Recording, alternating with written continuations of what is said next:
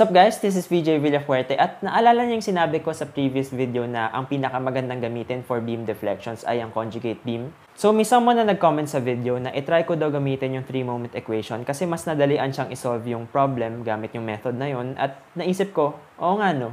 Pwede rin naman gamitin yung 3-moment equation sa pagsasolve ng beam deflection. So tinry ko at feeling ko may papalit na sa title ng conjugate beam. So, explain ko muna kung anong 3-moment equation. First off, hindi actually main purpose ng 3-moment equation ang pagsasolve ng deflections ng beams. Mostly, ginagamit yung 3-moment equation sa pagsasolve ng reactions ng beams like this one. Kung saan makikita nyo, hindi ganun kadaling isolve yung reactions kasi statically indeterminate yung beam. So, bago natin to gamitan ng 3-moment equation, i-label muna natin yung points ng beam as 1, 2, 3, and 4. Now, sa 3-moment equation, kailangan nyo mag-consider ng 2 spans at a time. So, i-consider natin yung first 2 spans. I-label natin sila as L1 and L2 at pwede na natin gamitan ng 3-moment equation. So, sa 3-moment equation, ang M1, M2 at M3, yun yung nagko-correspond sa moments at points 1, 2, and 3. Now, yung L1 at L2, yun yung dalawang kino-consider nating spans. Yung L1 yung left span at yung L2 yung right span. Ngayon, sa 3-moment equation, makikita nyo rin yung dalawang terms na to na medyo complicated pero pangalanan na lang natin silang red term at blue term. Ngayon, yung values ng red term at blue term ay depende sa loadings na makikita nyo sa left span at right span na kino-consider nyo sa beam. Kung may nakita kayong concentrated load na ganito yung position, sa left span, ang i-consider nyo is yung red term niya. At kung nasa right side naman yung concentrated load, i-consider nyo yung blue term niya. Likewise, ganito yung formulas para sa concentrated load na nasa gitna, para sa distributed load, para sa triangular load na increasing, para sa triangular load na increasing, then decreasing, and para sa concentrated moment. And if tatanungin nyo, yes, kailangan i-memorize lahat ng terms na yan kasi hindi sila given sa board exam. Ngayon, balikan natin yung beam natin kanina at try nating isolve using 3-moment equation yung mga reactions at points 1, 2, 3, and 4. Before tayo gumamit ng 3-moment equation, may mga konting bagay lang tayong kailangan i-take note. First one is ang moment sa point 1 at point 4 ay equal sa 0. Yun ay dahil lang end supports ng beam ay pin at roller lang at kung makikita nyo, wala namang externally applied moment sa dulo niya. Next up, kung una nating i-consider yung span 1, 2, 3, titingnan natin yung loading sa span 1, 2 at span 2, 3. Sa span 1, 2 meron kang concentrated moment at sa span 2, 3 meron kang distributed load. So, after that, pwede na nating i-apply yung 3-moment equation. Ang unang term natin ay moment 1 times length 1. Moment 1 nyo ay 0 at ang length 1 nyo ay equal sa 4 meters. Pangalawang term is 2 times ng second moment plus yung lengths ng dalawang sides na katabi niya. Next term is yung pangatlong moment times yung side na adjacent sa kanya. And para sa mga susunod na terms, titingnan nyo yung loading sa left at right spans niya. So, sa left span, meron kayong concentrated moment na 8 kN/m. Kung maaalala nyo sa table, ang term para sa concentrated moment, kung nasa left span siya, ay equal sa negative m/L times 3a² minus l². Next up, titingnan nyo yung distributed load na to. Kung i-check nyo sa table, makikita nyo parehas lang naman yung terms, whether nasa left side or right side yung distributed load. And ang formula niya ay omega L³/4. Tapos, ang lahat ng ito ay i-equate natin sa 0. Next, i-consider naman natin yung span 2, 3, 4. Tingnan nyo ulit yung load sa left side niya. Sa left side niya, meron siyang distributed load at sa right side niya, meron siyang concentrated load. So, kung gagamitin ulit natin yung 3-moment equation, magkakaroon kayo ng M2 times 4 plus 2M3 times 4 plus 3 dahil dito, 4 plus 3 plus M4 times yung adjacent length niya pero makikita nyo ang M4 natin ay 0. So, 0 ang ilalagay natin dito. Plus this one dahil sa distributed load na nasa left side. Plus this term dahil sa concentrated load na nasa right side. Ngayon, i-equate natin ulit yan sa 0 at makikita nyo na meron tayong 2 equations, 2 unknowns. Ang unknowns natin ay M2 at M3 lang. Next, kung isi-simplify nyo yung equation for span 1, 2, 3, magiging ganito siya. At kung isi-simplify nyo naman yung equation for span 2, 3, 4, magiging ganito siya. Ngayon, para isolve yung M2 at M3, ang pwede nyong gawin is i-multiply yung second equation by 4. After nyong ma-multiply ng 4 yung second equation, pansinin nyo, parehas na silang may 16 M2. So, kung isosubtract natin yung first equation sa second equation, makakakuha kayo ng equation na to at kung i-isolate nyo yung M3, ang makukuha nyo ay M3 is equal to negative 3.23 at kung isa-substitute nyo naman yung value ng M3 sa kahit ano sa mga equations na to, ang makukuha nyong value ng M2 ay negative 1.69. Nice! So, after that, pwede na tayong pumunta sa last step ng 3-moment equation and that is i-drawing yung tatlong spans ng beams individually. After nyo i-drawing yung tatlong spans ng magkakahiwalay, ang next na gagawin nyo para makuha yung reactions is i-compute kung ano ba yung reactions na kailangan para ma-balance out yung loadings na given. So, start tayo dito sa 8 kN meter na concentrated moment na to. Ang mga reactions na kailangan para i-balance yung concentrated moment na to over a 4 meter span ay mako-compute gamit ang moment over yung distance niya, so 8/4, na makukuha nyo as 2 kilonewtons, pero kailangan yung i-counter yung direction ng movement. So, sa right side, 2 kilonewtons pataas, at sa left side naman, 2 kilonewtons pababa. Next, tingnan natin yung distributed load sa second span. Para ma-counter yung distributed load na yan gamit ang dalawang forces, pwede nyo munang i-compute yung resultant ng distributed load na to. So, 2 times 4 ay equal sa 8, pero i-divide nyo sa 2 dahil dalawang forces naman yung maghahati. So, each reaction would have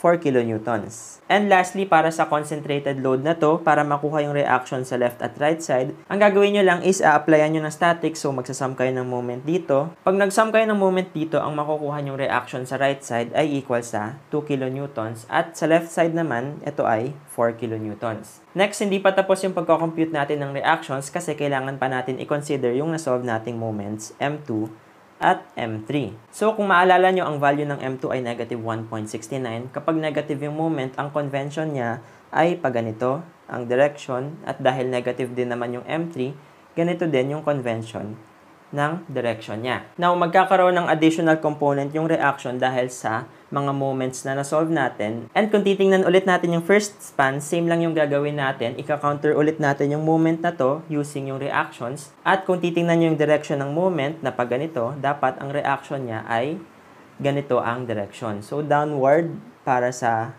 left side at upward para sa right side. Ngayon, para ma-compute yung value ng reactions, ang gagawin nyo lang is i-divide yung moment 1.69 sa distance kung saan siya nag-a-act. So, 1.69/4. Ang makukuha nyo dapat ay 0.4225. Dahil dalawa yung moment sa second span, ang gagawin nyo lang is titingnan kung anong moment ba yung mananalo. Dahil mas malaki yung 3.23 na moment, ikikip natin yung direction niya na clockwise. Pero dahil may moment ka na counterclockwise, kailangan natin i-subtract yung values nila. So, ang magiging resultant moment kapag kinumbine natin yung dalawang moment na to ay 1.54 na clockwise. At kung ika-counter nyo yung 1.54 na clockwise moment, i-divide nyo lang siya by 4 at ang makukuha nyo dapat ay 0.385. And lastly, para ma-counter yung moment na ito, ang gagawin nyo lang is i-divide yung 3.23 by yung distance kung saan siya nag-a-act. So, 3.23/3. Ang makukuha nyo dapat ay 1.077. Take note nyo yung direction na kina-counter dapat yung moment na given.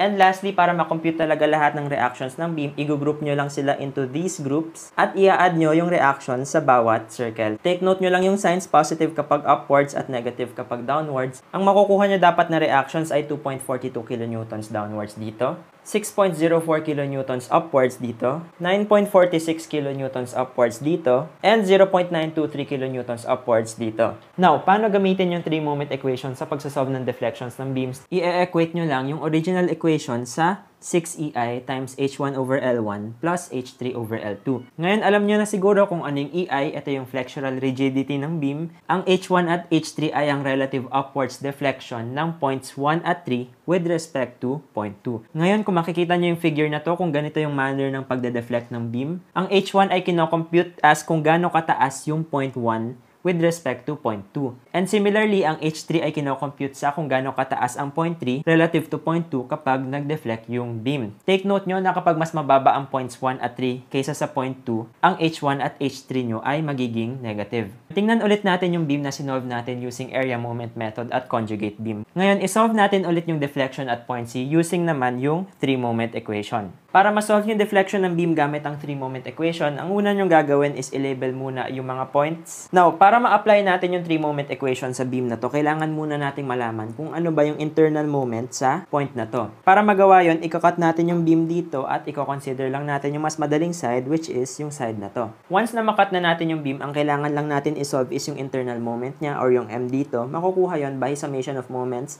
at this point. And ang magiging equation nyo ay 6 times 4 dahil sa force na to, plus 18 dahil sa externally applied moment na to, minus M is equal to 0.